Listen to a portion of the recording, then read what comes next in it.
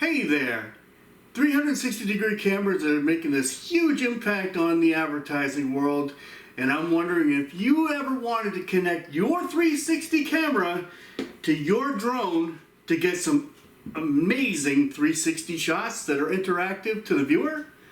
Well, I'm about to show you that right now here in New England Drone Works.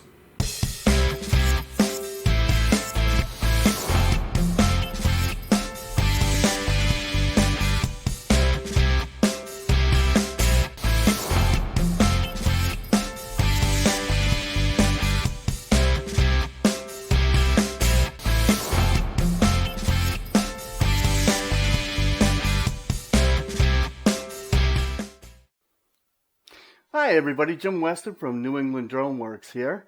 Today I'm going to go over how to connect a 360 camera to a Mavic Pro Dual Enterprise. Now this is the Mavic Dual Pro Enterprise. Now you can connect the equipment that I've got for this right here. You can connect it to any Mavic 2 Pro. It is specifically designed and manufactured for the Mavic 2 Pro, so I wouldn't suggest trying this on any other drone.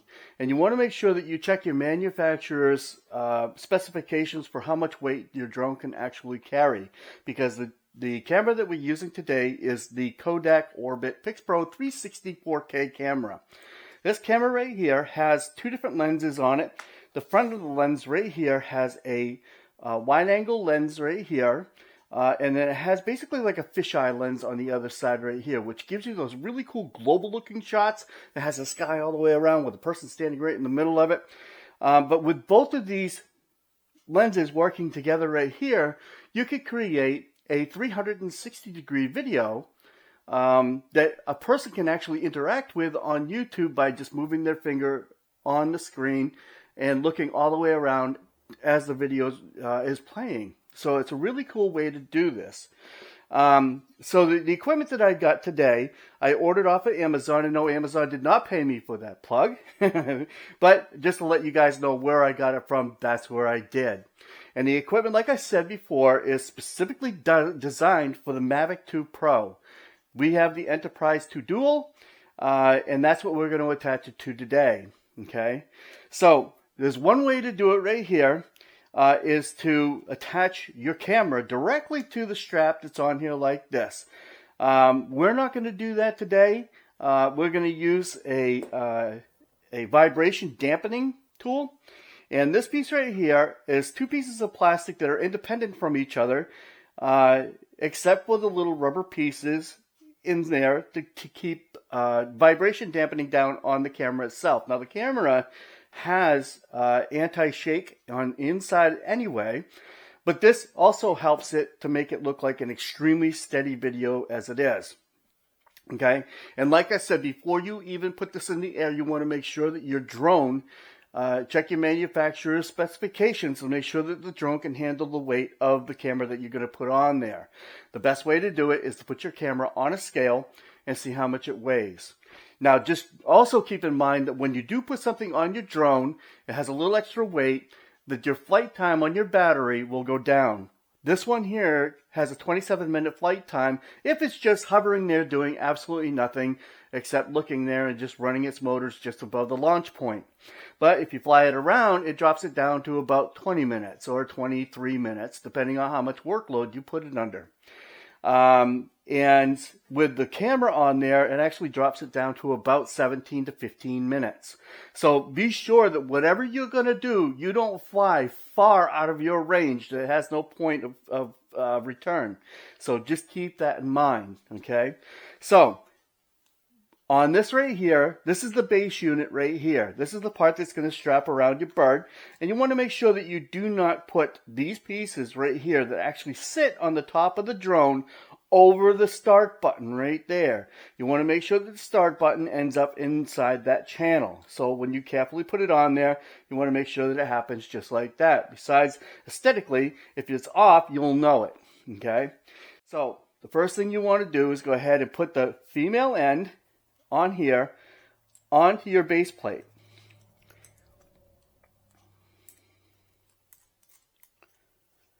And then you want to put your camera on top of the anti-dampening device. Now remember, this part right here is going to go like this. So when you put your camera on here, it's going to kind of be sitting askew.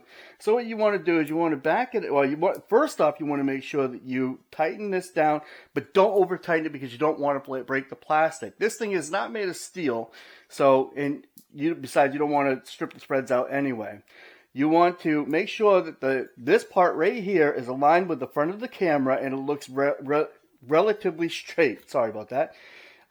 You can even set it on there, look at it, and see if the camera looks straight on there.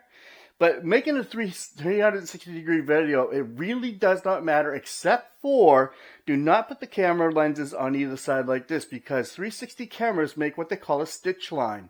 And sometimes those stitch lines are not aligned. Okay, you can line them in the post video editing, but in order to alleviate a lot of editing at the end, you want to make sure that the camera faces front and back like this right here. It doesn't matter which lens goes up front, except if you're trying to concentrate most of you, or make the biggest emphasis on whatever you're doing in the front of the drone. That way you want to have that small lens on the front. Okay, so keep that in mind right there. It really doesn't matter which way you run the strap under the belly of the drone. I'm going to run it from the right side just like this, and then I'm going to pull it through, and then on here you'll see that there is a clip that's right here. Okay, I always put it on the second rung up on the closer strap, and the second rung up on the end strap right there. You also want to make sure to look underneath the drone. You can actually see where the strap is actually going over that sensor. So you want to take that strap and you want to move that one up and move that one off the sensor. You want to make sure that none of the strap hits those sensors, because if it does, it might not act the way it should while it's in the air. Okay, so you want to make sure those straps are clear of the sensor. Once they are, you're all set. Okay, you want to make sure that the camera is facing forward, and you're all done right there. Okay, now we want to make sure that the camera itself is all set up and ready to go. But for purposes of just showing how to mount this onto a drone, we're going to stop right there. If you want me to do an instructional video on how to set up this camera, including putting in the new firmware when you first buy it and everything else, and like I said before, this is the Kodak Orbit 360 Pix Pro 4K camera. I can do a separate tutorial on that right there. But for the time being, we're just showing you how to set this up on a drone. So next time, we're going to go ahead and do a flight on this to show you how it came out and to see how you like it. And then we'll wrap up the video just afterwards.